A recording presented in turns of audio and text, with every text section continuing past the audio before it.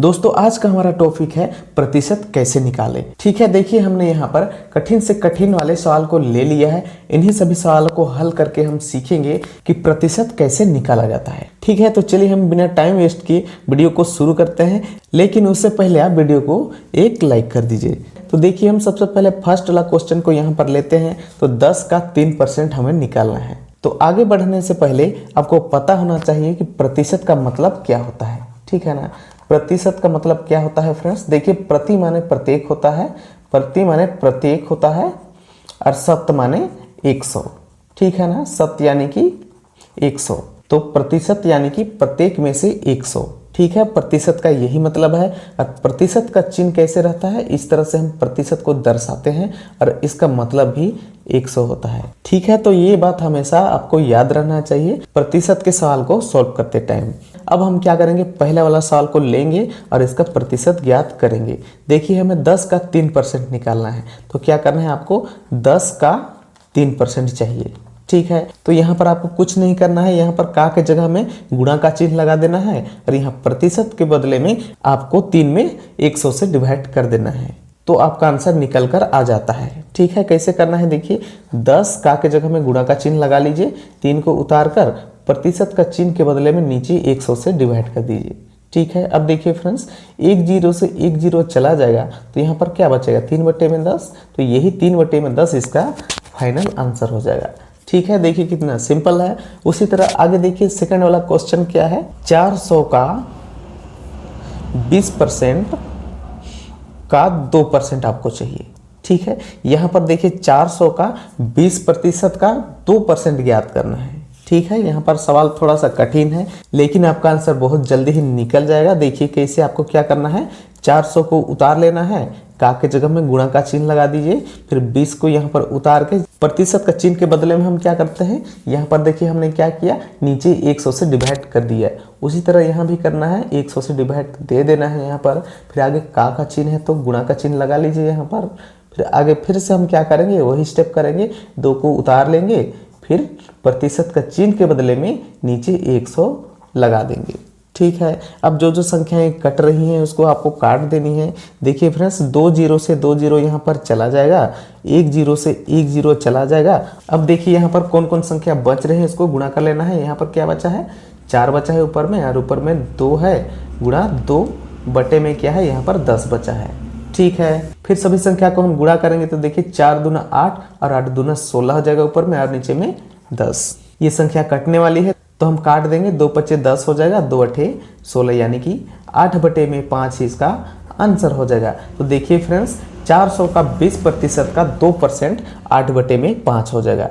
ठीक है, इस तरह से आपको ऐसे सवाल को सॉल्व करना है। अब तीसरा वाला सवाल को लेते हैं। तो देखिए फ्रेंड्स हमें यहाँ पर क्या करना है, 80% का आपको 20% निकालना है। ठीक है ना, यहाँ पर देखिए दोनों संख्या परसेंट में ही दिया हुआ है।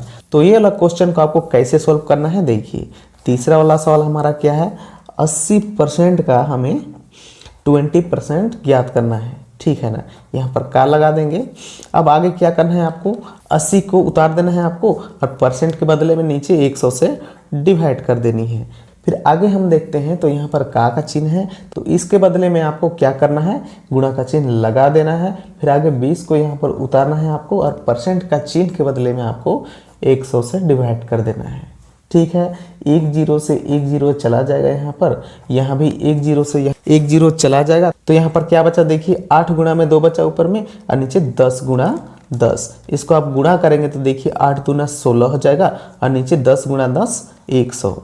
अब देखिए फ्रेंड्स यहाँ पर आगे हम क्या करेंगे, नीचे 2 0 है तो हम क्या करेंगे, ऊपर भी 2 अंक लेंगे, और उससे पहले हम दशमलव का चिन्ह लगा देंगे। तो यहाँ भी उसी तरह करेंगे, देखिए 1 2 अंक लेके यहाँ पर दशमलव का चिन्ह लगाएंगे, तो यहाँ पर क्या हो जाएगा, 0.16 हो जाएगा। तो यही इसका आंसर हो जाएगा। ठीक है ना, 0.16। इसके आगे हम 0 लगा सकते हैं। ठीक है ना, तो देखिए फ्रेंड्स इसका यही फाइनल आंसर हो जाएगा।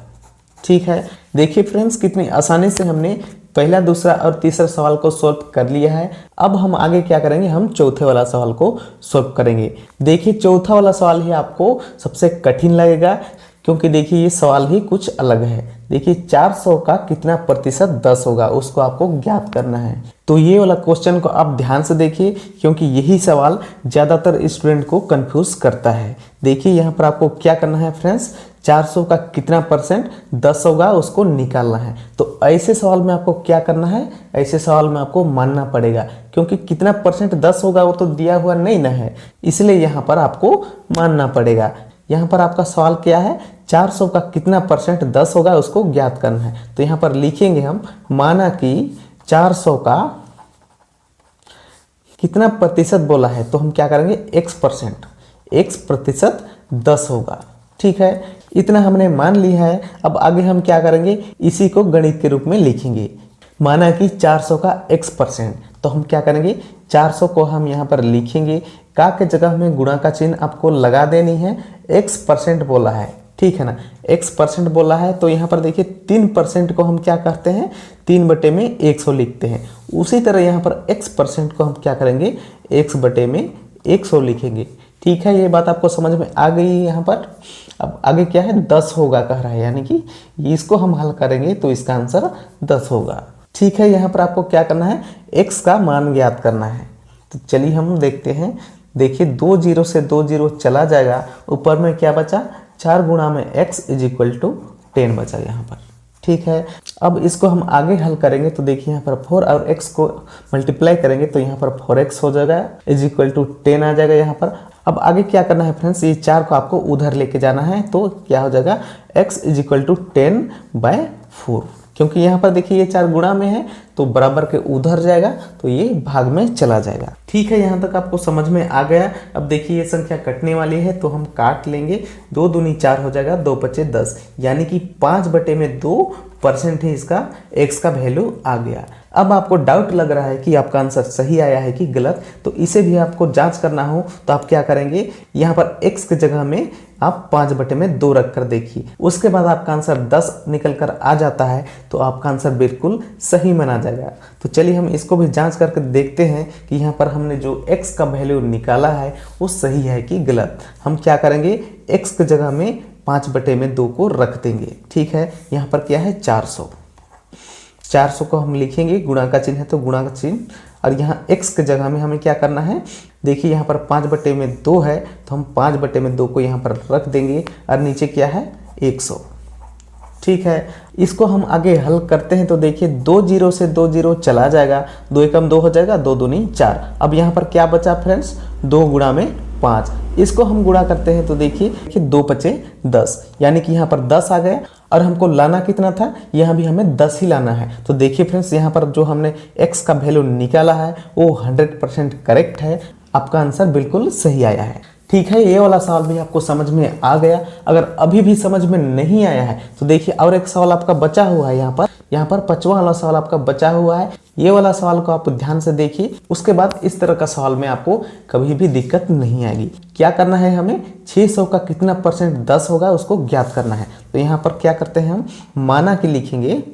ठीक है, 5वां वाला सवाल है, माना कि 600 का कितना परसेंट बोला है, तो x% हमने मान लिया, आगे क्या है, 10 होगा कर है, तो हम यहाँ पर मान लिए कि 600 का x% 10 होगा।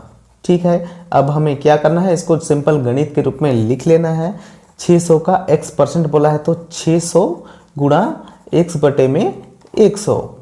ठीक है, फिर आगे 10 होगा कर रहा है तो बराबर का चिन्ह लगा के यहाँ पर आपको 10 लिख देना है।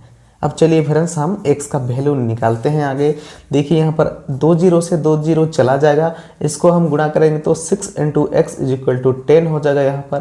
फिर आगे हम इसको हल करते हैं तो देखिए इसको गुणा करेंगे तो 6x हो जाएगा = 10।